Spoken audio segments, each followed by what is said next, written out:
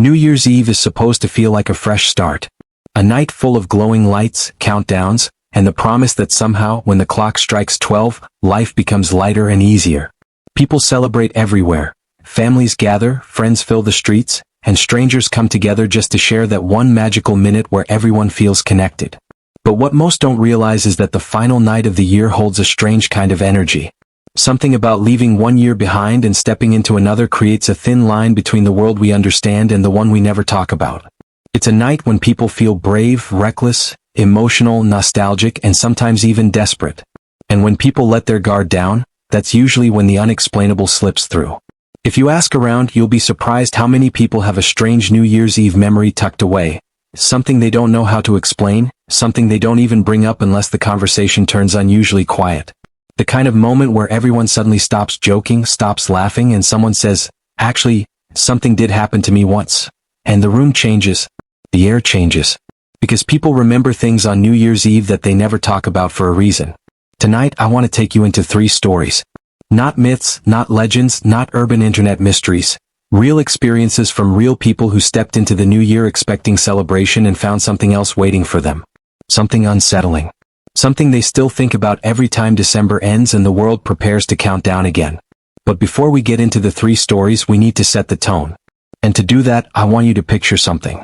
Imagine it's late on New Year's Eve, somewhere around 10 or 11 p.m.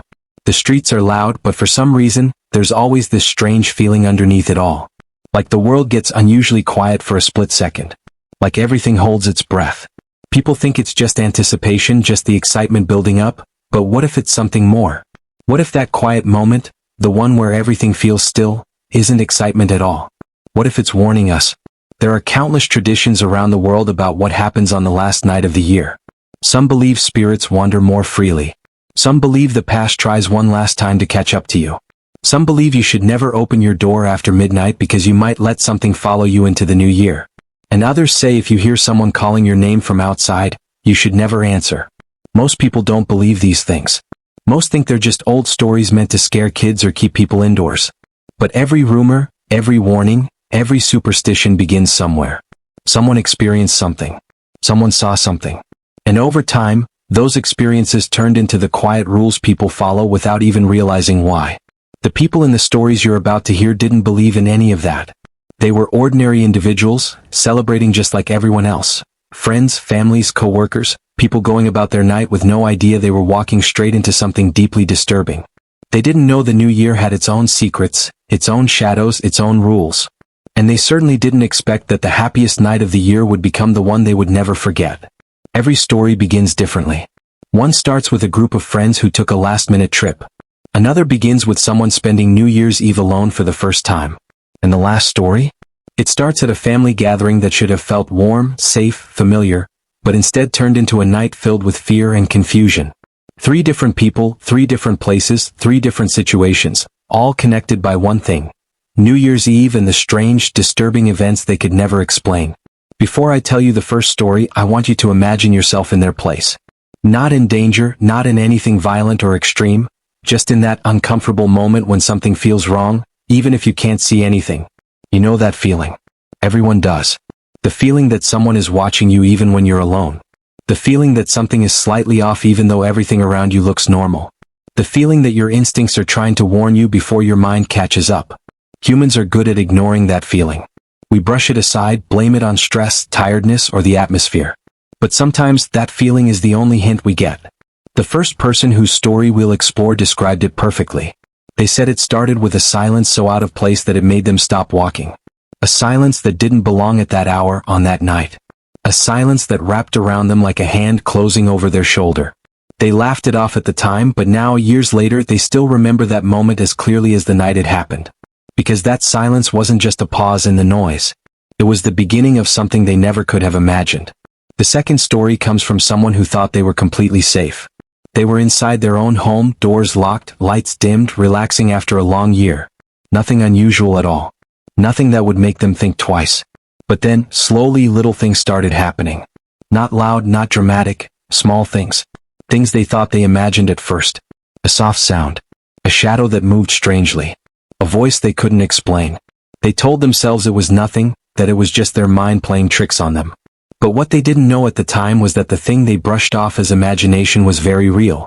And it wasn't going away. The third story is different. It's about something that didn't seem threatening at first. Something that seemed almost normal, until it wasn't. It wasn't a person. It wasn't a noise. It wasn't a figure in the corner. It was something much harder to describe, something that seemed to change every time they tried to explain it. Something that made everyone in the room fall silent, like they all felt the same chilling realization at the exact same moment.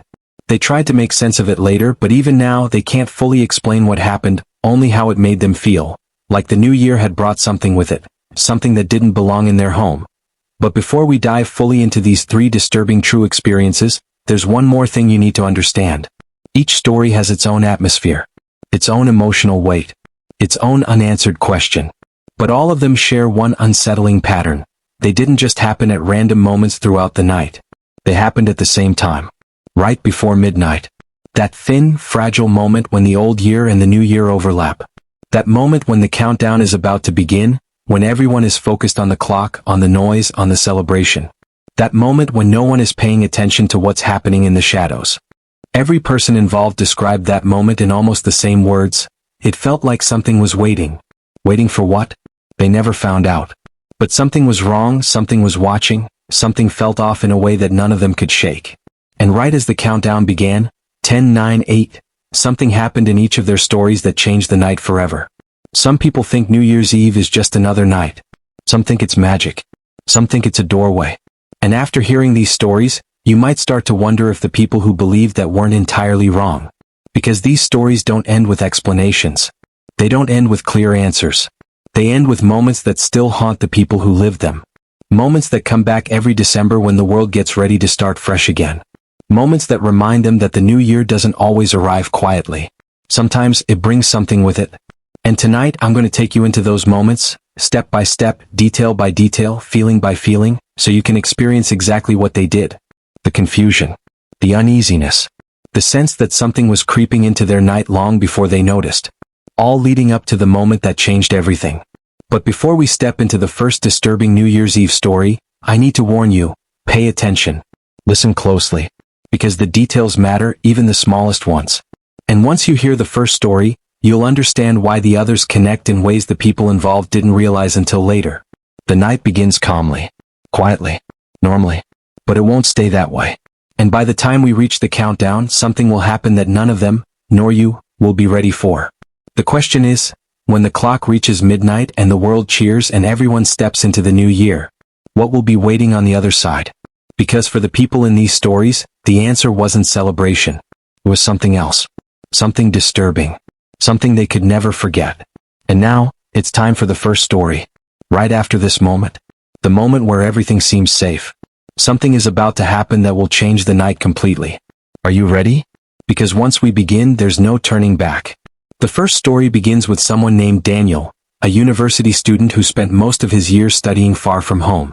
That particular December, he returned to his hometown, a small, quiet place where the streets became almost empty after 9 at night. New Year's Eve there was usually peaceful. Nothing wild, nothing chaotic, just families gathering and neighbors exchanging polite greetings. For Daniel, it felt comforting after months of noisy student life.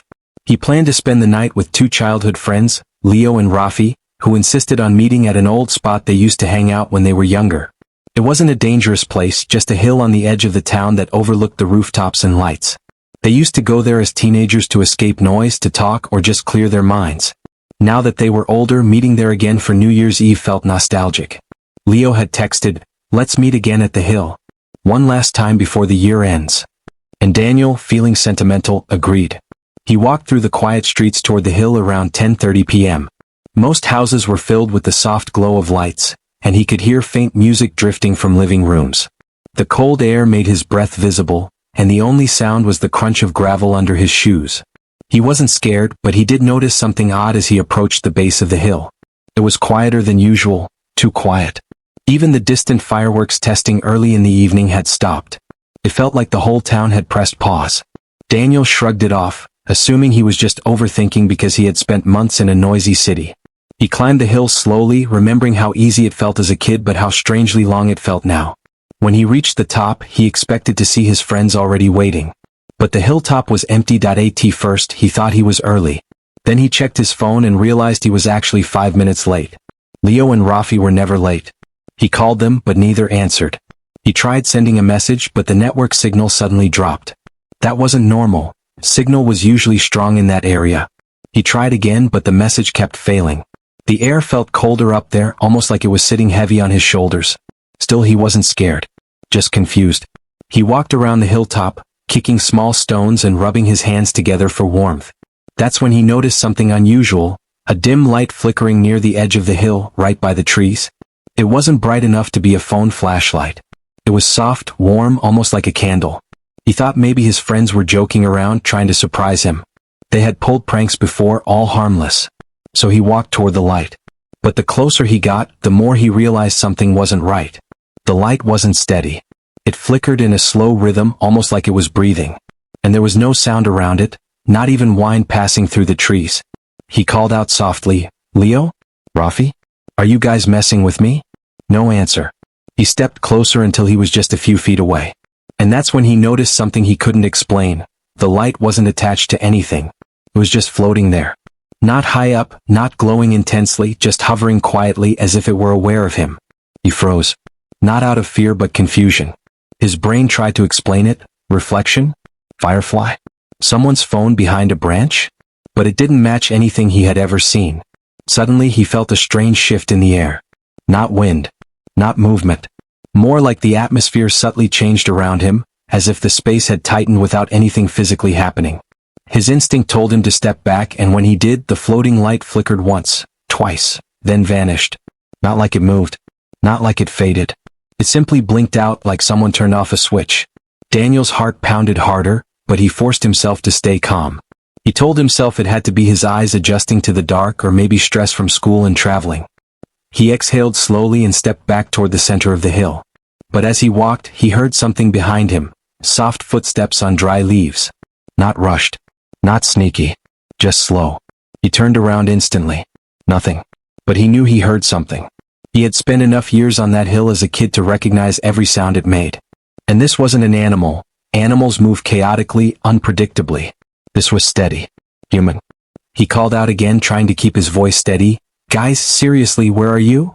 Still nothing. He was about to turn back when his phone suddenly buzzed in his pocket. The vibration startled him because he didn't expect it to work. He grabbed it quickly, expecting a message from his friends. Instead, he saw something that made his stomach flip. Both Leo and Rafi had texted him the exact same message at the exact same second. "Where are you?" "We're on the hill. We've been waiting." Daniel froze, staring at the screen. He looked around the empty hilltop, then back at the message. It didn't make sense. He typed, "I'm here. I don't see you. Where exactly are you?" and hit send. The message failed. Then his phone lost signal again. His hands felt cold, not from the weather but from the slow realization creeping in. He wasn't imagining things. Something was wrong. Something was happening that he couldn't understand. The footsteps sounded again. This time from his left. He turned quickly. Again, nothing. He took a deep breath and started walking toward the path leading down the hill. He didn't want to run because he didn't want to panic. He just wanted to leave the hill and call his friends from somewhere safer, somewhere with better signal, somewhere that didn't feel so strangely heavy. But as he started walking down, he noticed something that made him stop. Someone was standing halfway down the path. A silhouette. Not close enough to see clearly but not far enough to ignore. The figure was just standing there, not moving, not waving, not walking, just still. Completely still. Daniel stared at it, waiting for the person to call out, move, or somehow reveal who they were. But the figure stayed motionless. The position of the arms, the posture, something about it felt unnatural, not threatening but off. Like the person wasn't sure how to stand, as if they were just mimicking what a person should look like. Daniel felt his chest tighten. He wasn't alone. Someone, something, was on the path, watching him. He stepped backward slowly toward the top of the hill again. And as soon as he moved back, the figure on the path tilted its head slightly to one side. Not much. Just enough to let him know it saw him. Daniel's breath caught. He didn't shout. He didn't run. He simply stood there trying to understand what he was looking at when his phone buzzed again, one short vibration. The screen lit up with a notification. A new message. It was from Leo. But the preview didn't show words. It showed a photo. A photo taken only seconds ago. And Daniel felt his whole body go cold when he saw what was in the picture. It wasn't of Leo or Rafi. It wasn't of the hill. It wasn't of fireworks or celebrations. It was taken from behind him. From the top of the hill. Someone, or something, had sent him a photo of himself, standing alone. And in the very corner of the picture, barely visible but definitely there, something else was standing just a few steps behind him. But when he turned around, he didn't see anything. And that was when the real night began. Daniel spun around so quickly he almost lost his balance on the uneven ground, but there was nothing behind him. No shadow, no figure, no movement. Just the quiet night air and the empty hilltop. The silence felt thicker now, almost uncomfortable, as if the moment he turned around, something had stepped away just fast enough to stay out of sight. His heartbeat was loud in his ears, and he kept staring at the spot where something should have been, trying to convince himself he wasn't losing it. He looked back down at his phone at the photo someone had just sent him. It didn't make sense. The picture clearly showed him standing alone facing the path, but behind him, there was a shape. Not clear, not detailed, just a faint outline, almost blended into the darkness. But it was there. A presence close enough to reach him, yet invisible when he turned around. He zoomed in on the image, but the more he enlarged it, the more distorted it became. The outline didn't sharpen into a face or a figure. It just stretched into an odd smudge of darkness, like something standing too close to the camera. His fingers trembled slightly as he locked the phone and shoved it into his pocket. He didn't want to look at the picture again. Not alone. Not up here. He glanced down the hill. The figure on the path, the one that had been standing perfectly still, was gone. The path was empty now, just the outline of dirt and dried grass illuminated by the faint glow of nearby houses. Daniel told himself the person might have walked away quietly, maybe afraid of startling him. But deep down he knew it didn't feel like a person leaving. It felt like the figure had simply vanished. He could feel something shifting inside him. An uneasiness, a quiet fear that didn't come from anything dramatic, just from things that didn't add up. He took a deep breath and forced himself to stay steady. He wasn't the type to panic easily. He had always been the logical one among his friends, the person who dismissed strange sounds during hiking trips or explained away spooky rumors. But standing alone on that hill, with no signal and no explanation for what he had seen, his calm confidence began to crack. He checked the time, 10:47 p.m. His friends should have arrived by now. Even if they were running late, they would have called again, messaged again, something. But the hill remained empty, and Daniel had no idea whether they were even close. He looked around the area, trying to spot any sign of them or anything familiar, any detail he may have missed. The trees rustled lightly as if responding to his thoughts, though there wasn't enough wind to move their branches. The air felt unnaturally still, like the entire hill was holding back something it didn't want to reveal yet. He walked toward the center of the hilltop where he, Leo, and Rafi used to sit as kids. The ground was the same, the flattened patches of dry grass, the small stones they used to kick around, the familiar shape of the tree trunk where they once carved their initials. Seeing all of it again should have felt comforting. Instead, it made the atmosphere even stranger. Everything looked exactly how he remembered it, but the feeling around it was completely different, like the place was stuck between the past and the present, waiting for something to break the silence. Daniel sat down on the old tree trunk and rubbed his palms against his jeans for warmth. He kept glancing over his shoulder even though he tried to focus forward. Something about the photo bothered him, not just the presence behind him but the angle. It was taken from slightly above, as if whoever took it was standing on something or holding the camera higher than a normal arm's reach. He replayed the moment in his mind. He didn't hear footsteps behind him before the photo arrived, and he didn't feel anyone close. How could someone have taken it without him noticing? And why send it from Leo's number? He unlocked his phone again even though a part of him didn't want to see the picture. Maybe he missed some detail. Maybe there was something in the background that would explain this. But when he opened his messages, the photo was gone. It didn't show up in the conversation anymore. It wasn't in the gallery either. The message thread showed only the earlier texts, the normal ones. No trace of the photo at all. His throat tightened. It wasn't possible. He saw it. He knew he saw it. He refreshed the conversation. Nothing. He restarted his phone. Still nothing. It was as if the message had never existed. He tried calling Leo again, hoping somehow the signal would return, but the call failed immediately. The network bar showed only a single line, flickering weakly before disappearing again. As he made his way down, he kept glancing over his shoulder every few steps. The hill behind him looked normal, quiet, dark, and completely still. But that didn't make him feel any better. Halfway down the slope, he slowed suddenly. The clearing below him didn't look the same as he remembered. There were footprints in the dirt, lots of them. Not deep enough to be from a group running, but scattered, overlapping, circling the clearing in a way that didn't make sense. They weren't fresh but not old either. And they weren't arranged the way people normally walk. They curved, looped, and doubled back in odd patterns like someone pacing anxiously or wandering without purpose. Daniel crouched down and ran his hand lightly over one of the prints. It was the same size as his shoe. Another one nearby was similar. But a third one, slightly forward, looked smaller. Too small to belong to Leo or Rafi. And there were more, prints of different sizes all mixed together. He stood back up. Maybe kids had played here recently. Maybe someone went hiking earlier. There had to be a normal explanation.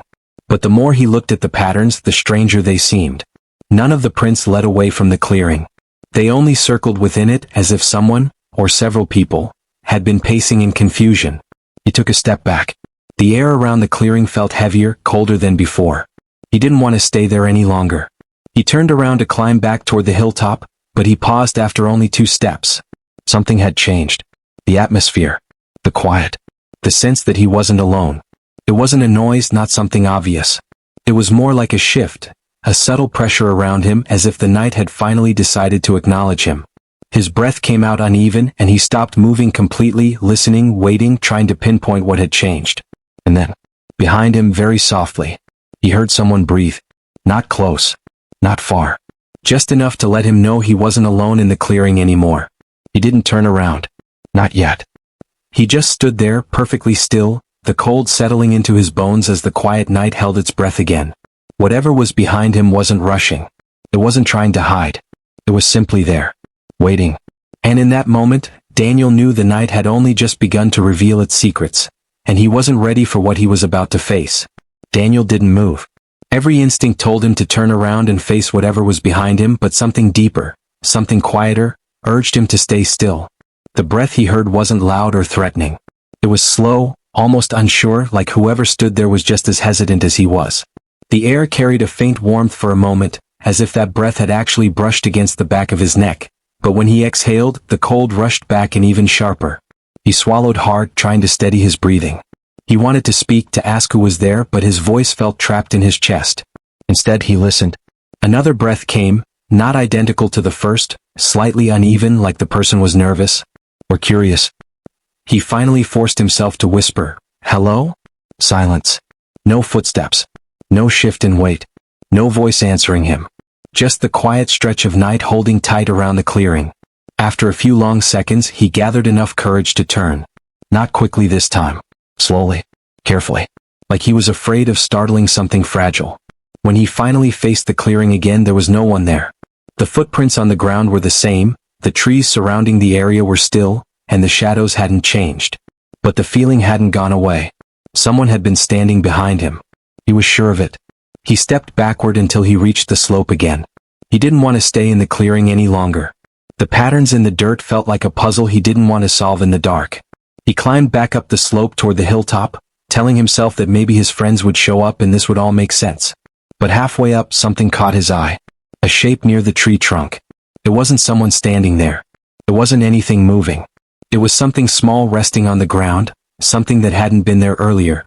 A dark object placed carefully in the center of the flattened grass where he had been sitting just minutes ago. When he got closer, he realized it wasn't just some random item. It was his old keychain. A small silver keychain shaped like a compass, scratched on the edges. He hadn't seen it in years.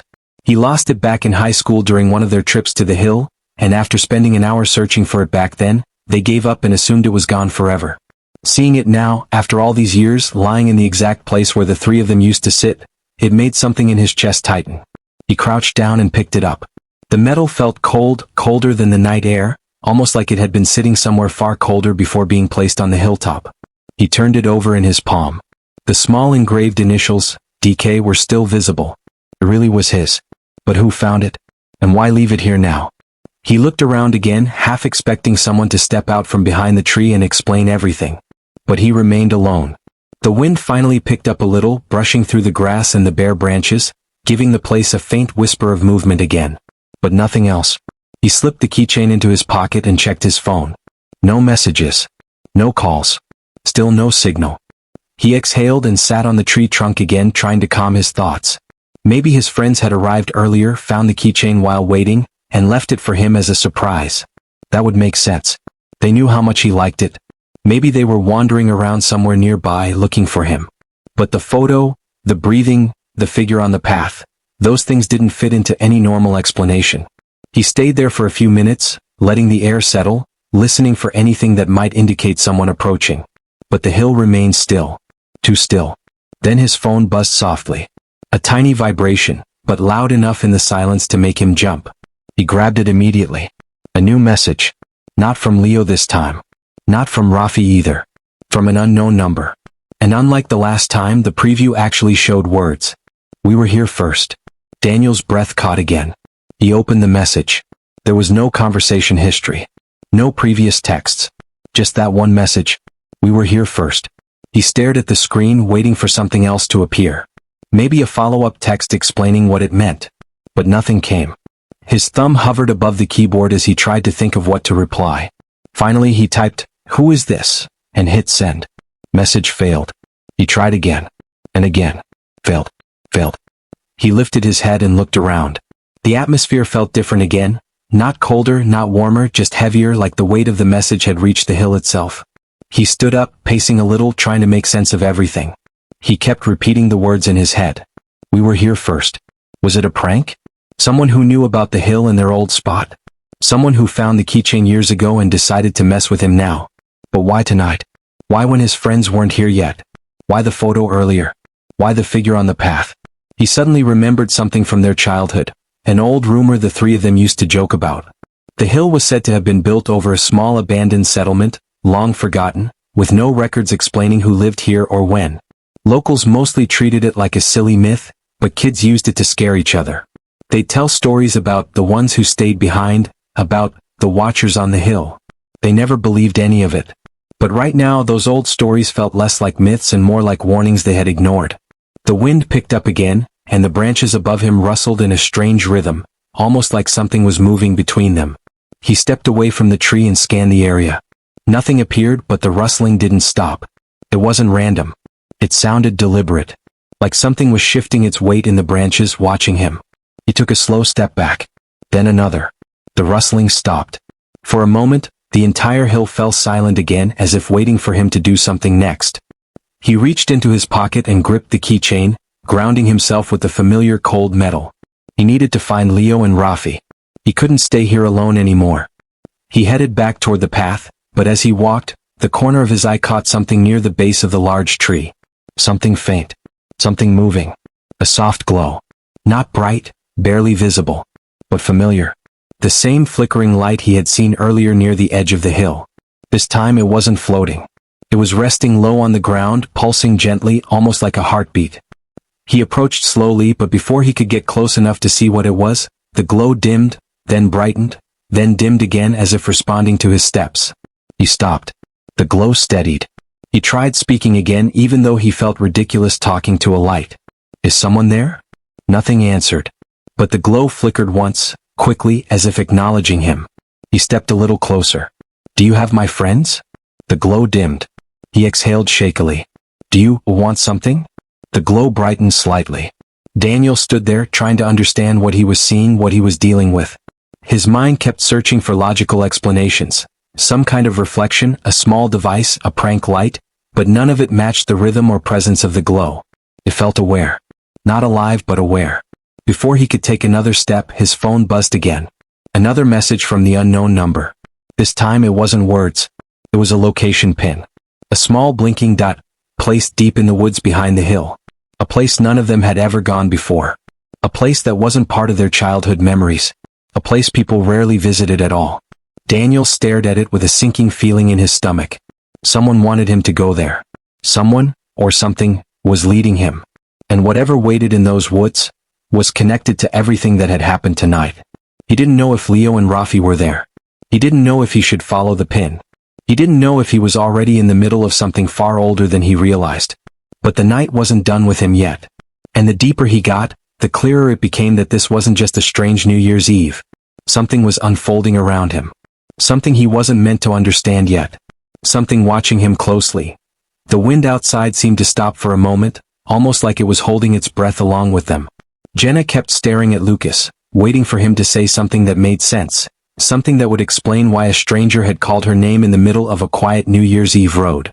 The silence stretched so long that even the ticking sound from the dashboard clock felt too loud. Then Lucas finally admitted that he wasn't completely sure the man actually said her name. He said it just felt like it. But the word felt didn't comfort her. If anything, it made her more uneasy. She couldn't shake the strange suspense that had been following them ever since the night began. While Lucas drove again, Jenna found herself looking at the blurred winter trees as they passed.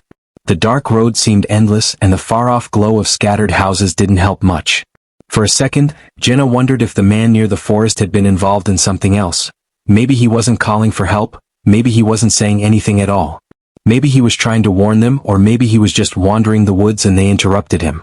But why did the way he stood still feel so wrong? Though she tried to brush it off, the moment stayed in her mind, replaying over and over. As the car moved forward, the road narrowed and a soft fog rolled in, settling near the headlights. Lucas leaned in a little, squinting, and told Jenna he didn't remember this stretch of road being so foggy. Jenna agreed quietly. Something about the atmosphere felt too sudden, too thick, almost unnatural. The road wasn't usually like this. They had passed here several times in past years, and it had always been clear, even on cold nights. Tonight, everything seemed different. Behind them, Mia and Jordan were quieter than usual. Earlier they had been joking and laughing in the back seat, but now even they picked up on the strange tension filling the car. Mia whispered that she kept feeling like someone was watching from the trees. She said it lightly, almost as a nervous joke, but the uneasiness behind her voice was obvious. Jordan nudged her playfully, but he didn't laugh either. He seemed alert, almost too alert, like he was waiting for something to appear on the road. Jenna tried to pull herself together. She reminded herself this was supposed to be a celebration, a normal New Year's Eve story they would tell the next day and laugh about.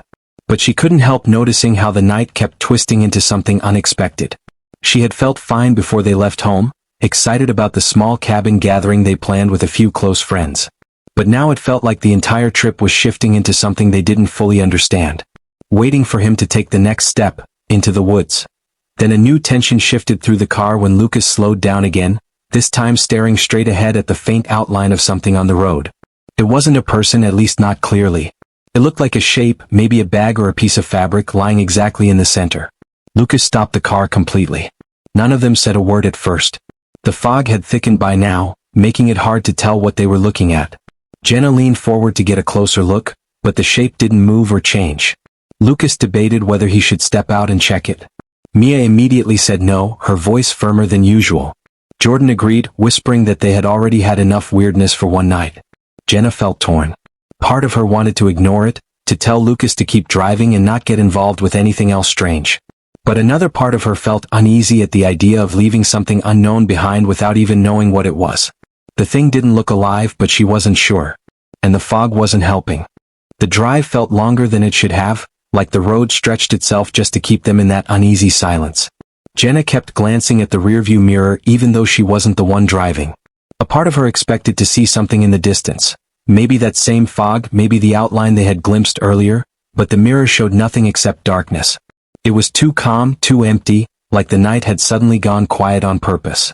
Lucas tried to keep his focus straight ahead, but Jenna noticed how his hands gripped the wheel tighter every few minutes. Mia and Jordan stayed unusually still in the back, whispering to each other only now and then. No one wanted to say what they were all thinking. No one wanted to be the one to admit that something had followed them there, even if they hadn't seen it again. They finally reached the turn that led to the cabin clearing. The faint glow of porch lights flickered through the trees, and for a moment, everyone breathed easier. The place looked warm and normal, almost comforting after the strange tension of the road. Jenna felt her shoulders loosen just a bit. Maybe, she thought, the weirdest part of the night was already over. But the relief lasted only a few seconds. As the car rolled closer, the porch lights dimmed suddenly, almost like they reacted to the car's presence. Lucas slowed the car again, confused. He checked the dashboard. Everything was functioning fine, but the cabin lights continued to flicker in a slow, irregular pulse. Jenna felt the hair on her arms rise. It reminded her of the headlights earlier on the road, the way they had flickered right before the fog moved. Lucas parked a few steps away from the cabin. No one moved at first. The lights flickered again, then steadied, almost as if waiting to see what they would do. Jordan finally exhaled and said he was going to check the breaker. Maybe it was just a wiring issue. Lucas agreed to go with him. Jenna and Mia stayed in the car, watching the two walk across the snowy ground. The air outside looked strangely still, as if the entire forest had paused. Jenna tried to distract herself, telling Mia it was probably nothing, but her voice didn't sound convincing. Her mind kept going back to that fog, that strange shape, the feeling of something watching. Jordan and Lucas reached the porch and stepped inside. For a moment, everything stayed quiet. Jenna leaned forward, waiting to see if the lights would change. She kept telling herself it was just an electrical issue. It was winter after all, and the cabin was old. But her thoughts were interrupted when Mia whispered her name softly, almost trembling. Jenna turned. Mia was staring outside, but not at the cabin. She was staring past the trees, her eyes wide and unfocused, like she was trying to make sense of something far away. Jenna followed her gaze. There was nothing at first. Just the dark line of the forest. So quiet. Then one of the shadows shifted, not in a sudden jump, but in a slow, barely noticeable movement. Jenna blinked. She wasn't even sure if she really saw it or if her mind was trying to connect pieces of fear together. But Mia's grip on her arm tightened. Something was out there. Before Jenna could react, the cabin lights suddenly glowed bright from inside, steady and warm again. A second later, the front door opened and Jordan stepped out waving. He said everything inside was fine. The breaker was normal, nothing weird at all. Lucas joined him, telling them to come inside where it was warm. Jenna and Mia exchanged one last uneasy glance and got out of the car. The cold air hit Jenna immediately, but that wasn't the reason she froze halfway to the porch. She could feel it, the same feeling she'd had on the road. That quiet awareness. The sense that something was behind them, watching. She turned slowly, but the forest remained still again. The shadows didn't move. The night felt empty. Maybe her mind was just overstressed. Inside, the cabin lights were solid and warm. The fireplace crackled softly. Everything looked completely normal, almost disappointingly normal compared to the tension they had felt all night. Lucas joked that they needed hot chocolate more than anything else. Mia and Jordan agreed, finally laughing again, easing some of the fear that had built up. They settled inside, but Jenna couldn't relax. Something felt unfinished. Something felt too neat. Lucas handed her a mug, smiling in a way that felt genuine but tired. She forced a smile back and sat down. While the others talked about their plans for midnight, Jenna let her eyes wander around the room. On the wooden floor just near the door was a faint line of wet footprints. Not muddy, not messy, just damp marks, like snow melting off someone's shoes. But the pattern was strange. They weren't shaped like Lucas's boots or Jordan's sneakers. They weren't even shaped clearly like shoes at all. The footprints were thin, too long, almost like someone standing barefoot outside had stepped in for a moment. Jenna's breath caught. She didn't say anything at first because she needed to be sure. She slowly stood up, pretending she was just stretching her legs, and walked closer to the prints. They stopped at the rug near the door. There were no prints leading out. No prints leading deeper into the cabin. Just a set of faint, damp marks that appeared inside the doorway. Mia noticed Jenna staring and asked what was wrong, but Jenna didn't answer. Her voice wouldn't come out. She pointed at the floor instead. Lucas came over, confused at first, and then his expression changed when he saw the marks. Jordan joined them too. None of them spoke for a long moment. Lucas whispered that they were all inside together the whole time. No one else came in. No one went out. The cabin door had been shut since they arrived. Jenna looked at the footprints again, and her heart pounded harder. They weren't just footprints. The spacing between them, the direction they pointed. It looked like someone had been standing inside the cabin. Waiting? Not walking. Not moving. Just standing there. Watching the door before they entered. A heavy silence filled the room. The kind that didn't need explanation. The kind that told them the night wasn't over, even if the conflict seemed resolved for a moment. Lucas locked the door immediately. Mia backed away from the entryway. Jordan checked the windows. But deep down they all knew one thing. Whoever, or whatever, had left those prints wasn't outside anymore. It had been inside the cabin before they arrived. And if it got in once, it could still be here. Somewhere. Still watching.